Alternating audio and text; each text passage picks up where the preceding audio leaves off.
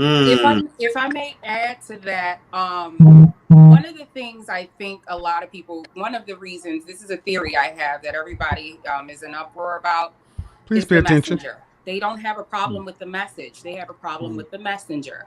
The messenger is a heterosexual black man. Let me stop right here. Thank you, Faye. No, thank you, Mr. Samuels.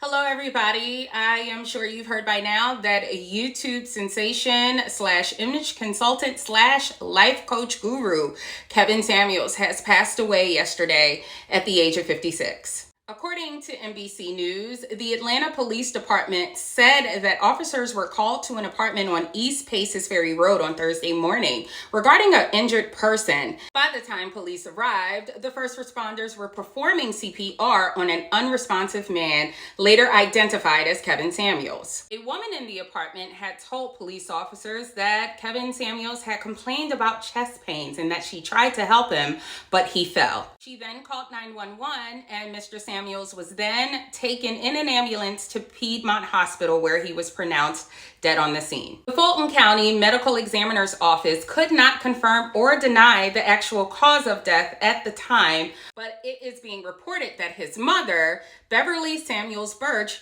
declined to release details about what happened, as an autopsy has not as of yet been conducted. And unfortunately, everyone, his mother had to find out about her son's death through social media. Right now, what we're witnessing is the feeds is going nuts, especially Black Twitter. And I have to say that a lot of what I'm reading on the feeds, particularly by Black women, is kind of disturbing. Scratch that, it's actually very disturbing. Now, don't get me wrong, I can understand how Kevin Samuels wasn't everybody's cup of tea. Hell, I'm not even everybody's cup of tea. But like, when did it become like cool to rejoice when one of us dies?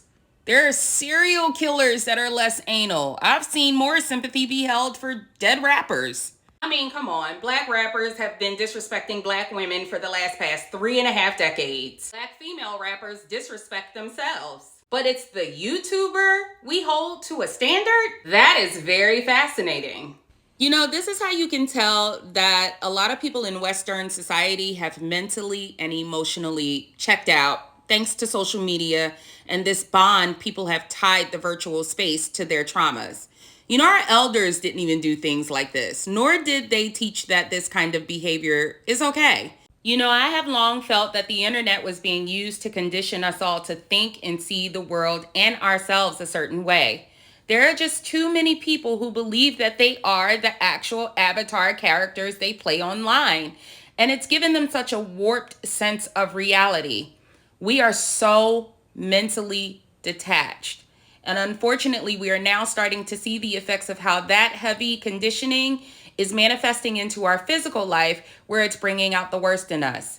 What's sad is that nobody wants to be held accountable for that behavior. You know, there are a lot of women out there who often saw themselves in Kevin's critiques. They identified with most of what he was saying in some form or another for whatever reasons.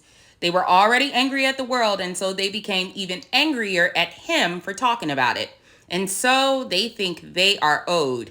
And his death is just the validation they need to feel good about themselves. And that is why they're rejoicing. Now, I probably could join in that conversation and go on and on about what it is I disliked about Kevin Samuels, but I can guarantee to you that it is very minuscule by comparison to what I actually did like about the guy. For one, he was always encouraging Black people to get therapy. And for me, that's a big deal, because not enough people are encouraging it in modern times. Secondly, he was a believer. Now, whether or not he was saved, I don't know. But I did notice that he often quoted scripture in many of his broadcasts. In particular, Proverbs 20:19 and 1 Corinthians 11:3, among many others. And as a conservative Black woman, that's a big deal to me also. And lastly, he was always encouraging Black men to step up and take back the control over their image and earning their spot in the world. And as a Black woman who was raised by 2 Black fathers, raised in a home with 6 brothers, I am also raising a Black son, and I am with a Black man who I love so much That too is a big deal for me. The pros simply outweigh the cons. I am not here to put Kevin Samuels up on a pedestal or anything like that. I am simply speaking about what my takeaways are whenever I tune into his shows. I'm aware that his messages didn't resonate with everyone, but this is what stood out and always resonated with me. Now, you can hate the content creator all you want if you shall choose, but the fact that his name is trending with his death making its way to mainstream headline news, it speaks to the impact that this man had. And although he has passed on, that still doesn't change the facts in his message. Anyone who knows me knows that I don't side with people, I side with truth. And 2 + 2 will always equal 4 no matter who says it. So thank you, Mr. Samuels. Thank you again and again and again, because God made sure to use you, if for nothing else but to stir up conversations that are long overdue and need to be had within the community. In a world that celebrates mediocrity, you made sure to stand firm on the rock of your convictions, no matter how much dirt they tried to throw at you. You never wavered. I heard you, they heard you, we all heard you. Rest in peace, Kevin Samuels. Yes, I want to see black men and black women together, but I want to see black women valuing black men as black men deserve to be valued. Black men, you are worthy. You have done great things in the last 20 or 30 years. You've taken your image back from cops, deadbeat dads, and everything else. You've stepped up to the challenge, and this is your time. This is your time. The gender war is over. Average at best happened in 2021. That is over. 2022, we're going into it.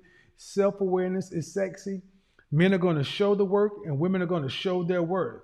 We're going to move forward. And if you want to move forward together with us, men are there waiting for you. Men are there working for you. But you're going to earn your spot, because he has to earn his value.